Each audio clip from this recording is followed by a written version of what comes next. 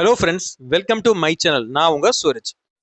தமிழ்நாடு கிராமங்களை பொறுத்த வரைக்கும் முனி அப்படிங்கிறது ஒரு கட்டுக்கதை இல்லை. அது ஒரு வாழும் நம்பிக்கை. மற்ற பேய்களை மாதிரி இல்லாம முனி ஒரு சக்தி வாய்ந்த தெய்வமா பார்க்கப்படுது. முனிக்கு பாதுகாக்கிற குணம் ஒரு பக்கம் இருந்தாலும் எல்லாம் மீறினா முனியோடைய ஆக்ரோஷத்தை தாங்க முடியாது. மேற்கத்திய நாடுகளை பொறுத்த வரைக்கும் இந்த மாதிரி சக்தி இரவு நேரங்கள்ல மட்டும்தான் நடமாடும் அப்படின்னு சொல்லுவாங்க. ஆனா தமிழ்நாடு கிராமத்தை பொறுத்த வரைக்கும் முனி மத்தியானம் 12 மணிக்கும் இரவு நேரங்களையும் வர்றதா சொல்லப்படுது. கிராமத்து மக்கள் அந்த மாதிரி நேரங்கள்ல குழந்தைகளை குளம் குட்டையிலயோ இல்லைன்னா ஆலமரத்துக்கு அடியிலையோ விளையாட விடுறதில்ல. அந்த மாதிரி முனி வரும்போது சலங்க சத்தம், சுருட்டு வாசனை, விபூதி வாசனை எல்லாம் கலந்து வரதா சொல்லப்படுது. பல வருஷங்களுக்கு முன்னாடி பொள்ளாச்சி பக்கத்துல இருக்கிற ஒரு கிராமத்துல இந்த கதை நடந்ததா சொல்லப்படுது. அது காட்டை ஓட்டுன ஒரு கிராமம். அந்த கிராமத்துக்கு சில வேட்டைக்காரங்க வந்து தங்கி இருந்தாங்க. அந்த வேட்டைக்காரங்க காட்டுக்குள்ள போய் வேட்டையாடுறதுக்கு ஒரு நாள் முடிவும் செஞ்சாங்க. அப்போ அங்க இருந்த ஊர் பெரியவங்க சொன்னாங்க, இது செம்முனி வாழ்ற காடு, தயவு செய்து அதுக்குள்ள போய் வேட்டையாடாதீங்க. அப்படி வேட்டையாடினீங்க அப்படின்னா செம்முனிக்கு கோபம் வந்துடும் அப்படின்னு எச்சரிக்கை செஞ்சாங்க. ஆனா அந்த எச்சரிக்கையை மதிக்காம வேட்டைக்காரங்க காட்டுக்குள்ள போய் ஒரு மானை வேட்டையாடிட்டு வந்தாங்க. அன்னைக்கு நைட்டு அந்த வேட்டைக்காரங்க தூங்கிக்கிட்டு இருக்கும்போது இவங்களுடைய நாய்கள் ஊளையிட்டு திடீர்னு குலைக்க ஆரம்பிச்சுது. திடீர்னு குலைக்கிற சத்தம் அப்படியே நின்றுச்சு. இவங்க தங்கியிருந்த வீட்டை சுத்தி திடீர்னு சலங்க சத்தம் கேட்டுச்சு. சுருட்டு வாசனை பலமா அடிக்க ஆரம்பிச்சுது.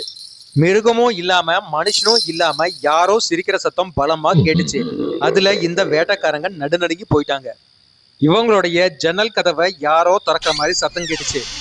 இந்த வேட்டைக்காரங்க அது யாருன்னு பார்க்கும்போது அங்க ஒரு உருவம் சுருட்டோட நின்றுகிட்டு இருந்தது. 7 அடி உயரத்துல ஜடாமுடியோட நெத்தியில பட்டையோட கையில சுருட்டோட யாரோ ஒருத்தர் நின்றுகிட்டு இருந்தாரு. அவரு இவங்களையே முறைச்சு பார்த்துக்கிட்டு இருந்தாரு. இவங்க பாக்குற அந்த நிமிஷமே அந்த உருவம் அங்கிருந்து மறைஞ்சும் போச்சு. அடுத்த நாள் காலையில அந்த வேட்டைக்காரங்க கதவு திறந்து பார்க்கும்போது அவங்க நாய்கள் எல்லாமே செத்து கிடந்தது. ஒரு நாய் மேல கூட சின்ன ஒரு கீறல் கூட இல்ல. பயந்து போன அந்த வேட்டைக்காரங்க ஊர்ல விசாரிச்சப்போ அங்க இருக்கிற பெரியவங்க சொன்னாங்க, இது செம்முனியோட வேலைதான். செம்முனிக்கு கிடா வெட்டி கும்பிட்டா சரியா போகும் அப்படின்னு சொன்னாங்க. அவங்க சொன்ன மாதிரியே இந்த வேட்டைக்காரங்களும் பண்ணினாங்க. அதுக்கப்புறம் அந்த ஊர்ல எந்த தொந்தரவும் இல்லை அப்படின்னு சொல்றாங்க. அடுத்ததான் நடந்த சம்பவம் தர்மபுரி கிராமங்கள்ல பரபரப்பா பேசப்பட்ட ஒரு சம்பவம். ஒரு பெரிய பணக்கார குடும்பம் ஒரு பண்ணை வீடு கட்டுறக்க முடிவு செஞ்சாங்க. அந்த வீட்டோட தலைவாசல் சரியா அரச மரத்துக்கு அடியில இருந்த ஒரு முனீஸ்வரன் கோவிலுக்கு எதிராக இருந்தது. ஊர் மக்கள் எவ்வளவோ சொன்னாங்க. ஆனா அதையெல்லாம் பொருட்படுத்தாம அந்த அரச மரத்துக்கு எதிராவே அவங்க தலைவாசல் வர்ற மாதிரி அந்த வீட்டையும் கட்டி முடிச்சாங்க. அந்த வீட்டை அவங்க கட்டி முடிச்சதுக்கு அப்புறம் அங்க சில அமானுஷ்யமான விஷயங்கள் நடக்க ஆரம்பிச்சது. நைட் ஆச்சுன்னா அந்த வீட்டுக்குள்ள எலுமிச்சம்பழத்தை நசுக்கின வாசனை, மண் வாசனை, சுருட்டு வாசனை அடிக்க ஆரம்பிச்சது. யாரோ சலங்க கட்டிட்டு நடக்கிற சத்தமும் கேட்க ஆரம்பிச்சது. இது வேணும்னே யாரோ பண்றாங்க அப்படின்னு நினைச்சு அந்த வீட்டுல இருந்த ஒரு பையன், இதை நான் இன்னைக்கு கண்டுபிடிச்சே ஆவேன் அப்படின்னு நைட்டு 1 மணிக்கு டார்ச்சோட காத்திருந்தான். சரியா நைட்டு 1 மணிக்கு 200 கிலோ எடையுள்ள யாரோ ஒருத்தர் அங்க டக் டக்குன்னு நடக்கிற மாதிரி சத்தம் கேட்டுச்சு. காஞ்ச சுருட்டோட வாசனை, எலுமிச்சம்பழ வாசனை, விபூதி வாசனை அங்க அடிக்க ஆரம்பிச்சது. அந்த சத்தம் வீட்டுக்கு வெளியே இருந்து வந்து கதவு வழியா கிராஸ் ஆகி அங்க இருக்கிற செவுத்தை தாண்டி போறத அந்த பையன் கேட்டான். அதுல அந்த பையன் பயந்து நடுங்கிட்டான். அவங்க வீட்டுல இருக்கிறவங்க கிட்ட இந்த விஷயத்த சொல்ல அங்க இருக்கிற ஒரு குடுகுடுப்பக்காரரை கூட்டிட்டு வந்து என்னன்னு பார்த்தாங்க. அந்த குடுகுடுப்பக்காரர் குறி சொன்னாரு, நீங்க கட்டியிருக்கிற இந்த வீடு இது வீடே இல்ல, முனீஸ்வரன் நடந்து போகிற பாதை. 100 வருஷமா இந்த முனி இந்த பாதையை தான் யூஸ் பண்ணிக்கிட்டு இருக்காருன்னு சொன்னாரு அந்த குடுகுடுப்பக்காரர். அதுக்கு நாங்க என்ன பண்ணணும் அப்படின்னு கேட்டாங்க அந்த வீட்டுல இருக்கிறவங்க. அதுக்கு அந்த குடுகுடுப்பக்காரர் சொன்னாரு, அந்த முனி யாரையும் தொந்தரவு பண்ணல, இந்த செவுத்துல ஒரு ஜன்னலை வச்சிருங்க, இங்க இருக்கிற கட்டில எடுத்து வேற ரூமுக்கு போட்டுருங்க, முடிஞ்ச அளவுக்கு நைட்டு நேரங்கள்ல இந்த ரூமுக்குள்ள யாரும் வர வேண்டாம்னு சொன்னாரு அந்த குடுகுடுப்பக்காரர். அந்த சம்பவத்துக்கு அப்புறம் அந்த வீடு அப்படியே இருந்தாலும் அந்த வீட்டுல இருக்கிறவங்க அங்க குடியிருக்காம வேற வீட்டுக்கு போயிட்டாங்க. இப்பவும் நைட் ஆனா அந்த வீட்டுல இருந்து சங்கூதர சத்தம் கேக்குது அப்படின்னு பலரும் சொல்றாங்க. அடுத்த சம்பவம் சத்தியமங்கலம் எல்லை பகுதியில நடந்தது. அந்த கிராமத்துல இருந்த மக்கள் காட்டுல ஒரு குறிப்பிட்ட இடத்தை தாண்டி யாருமே போக மாட்டாங்க. அதெல்லாம் அலட்சியப்படுத்திக்கிட்டு 3 வேட்டைக்காரங்க அவங்க துப்பாக்கி கேமராவோட அந்த காட்டுக்குள்ள நுழைஞ்சாங்க. அங்க குறிப்பிட்ட ஒரு எல்லை பகுதியும் ஒரு நடுக்கல்லும் இருந்தது. ஏற்கனவே ஊர்க்காரங்க தயவு செய்து அந்த எல்லையை தாண்டி போயிடாதீங்க அப்படின்னு சொல்லியிருந்தாங்க. ஆனா அதெல்லாத்தையும் அலட்சியப்படுத்திக்கிட்டு அவங்க 3 பேருமே அந்த எல்லையை தாண்டி உள்ள போனாங்க. காடு இருண்டுச்சு. அவங்க கையில வச்சிருந்த திசை காட்டி திடீர்னு தப்பான இடத்த காட்ட ஆரம்பிச்சது. அவங்க சுத்தி சுத்தி ஒரே இடத்துக்கு வந்த மாதிரியே இருந்தது. திடீர்னு அந்த இடத்துல சுடுகாட்டு மண்ணோட வாசனை அடிக்க ஆரம்பிச்சது. காஞ்சு போன புகையிலுடைய வாசனை அங்க பலமா அடிக்க ஆரம்பிச்சது. அந்த 3 பேத்துல ஒருத்தர் நடந்து போய்கிட்டு இருக்கும்போது அவர் காலுக்கு அடியில ஒரு சுருட்டு வந்து விழுந்தது. அவரு மெதுவா தலையை தூக்கி பார்க்கும்போது சாதாரண மனுஷனை விட 2 மடங்கு அதிகமா ஒருத்தர் உட்கார்ந்துட்டு இருக்கிறத பார்த்தாரு. அந்த உருவத்தோட கண்ணு செக்க செவேன்னு இருந்தது. அந்த உருவம் திடீர்னு பயங்கரமா சிரிக்க ஆரம்பிச்சது. இத கேட்ட 3 வேட்டைக்காரங்களும் அங்க இருந்து தலைதறிக்க ஓட ஆரம்பிச்சாங்க.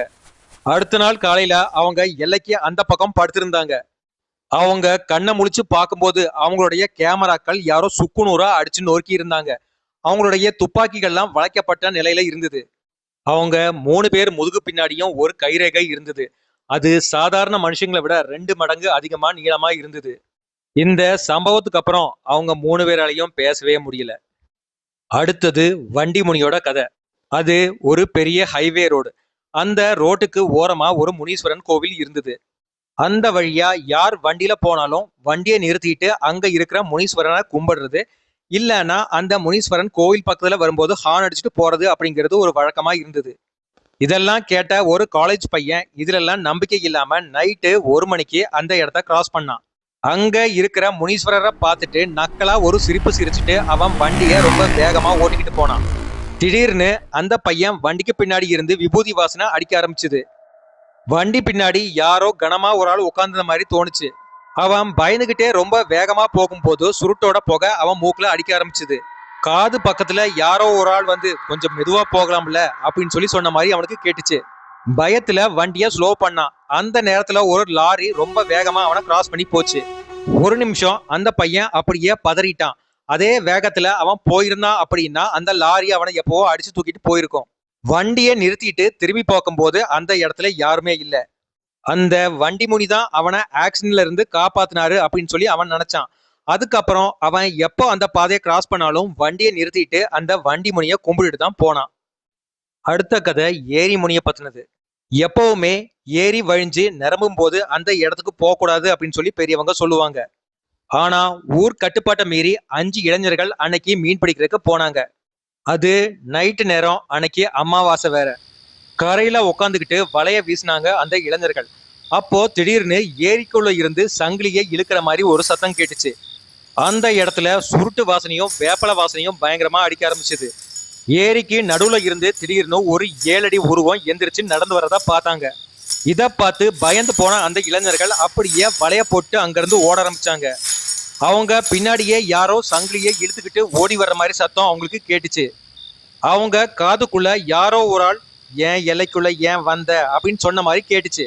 அதுக்கு அடுத்த நாள் அந்த இளைஞர்கள் எல்லாருமே காய்ச்சல்ல படுத்த படுக்கை ஆயிட்டாங்க. இதை கேட்ட ஊர் பெரியவங்க அந்த ஏரிக்கரைக்கு போய் பார்க்கும்போது அந்த வலைகள் எல்லாமே யாரோ துண்டு துண்டா பிச்சிருந்தாங்க. அங்க ஒரு சூளமும் குத்தி இருந்தது.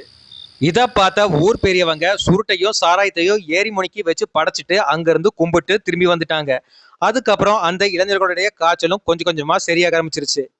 இப்போ நான் சொன்ன கதைகளுக்கெல்லாம் ப்ரூஃப் இருக்கா அப்படின்னு நீங்க கேட்டீங்கன்னா சத்தியமா என்கிட்ட ப்ரூஃப் இல்ல. இது எல்லாமே செவி வழி செய்திகள் தான். இது நம்புறதும் நம்பாததும் அவங்கவுங்க நம்பிக்கையை பொறுத்தது. இதை பத்தி என்னுடைய பர்சனல் ஒப்பீனியன் என்ன அப்படின்னு கேட்டீங்கன்னா, என்னுடைய நெருங்கிய நண்பர் ஒருத்தருக்கு இந்த முனி அனுபவம் இருக்குது. அது என்னுடைய குருநாதருடைய அனுமதி இல்லாம நான் வெளியே சொல்ல முடியாது. அவருடைய அனுமதியோட உங்களுக்கு இன்னொரு வீடியோல அதை நான் சொல்றேன். ஓகே ஃப்ரெண்ட்ஸ், இதோட இந்த வீடியோ முடிஞ்சுது. உங்களுக்கு இந்த வீடியோ பிடிச்சிருந்தா சப்ஸ்கிரைப் பண்ணுங்க, ஷேர் பண்ணுங்க, லைக் பண்ணுங்க. தேங்க்யூ.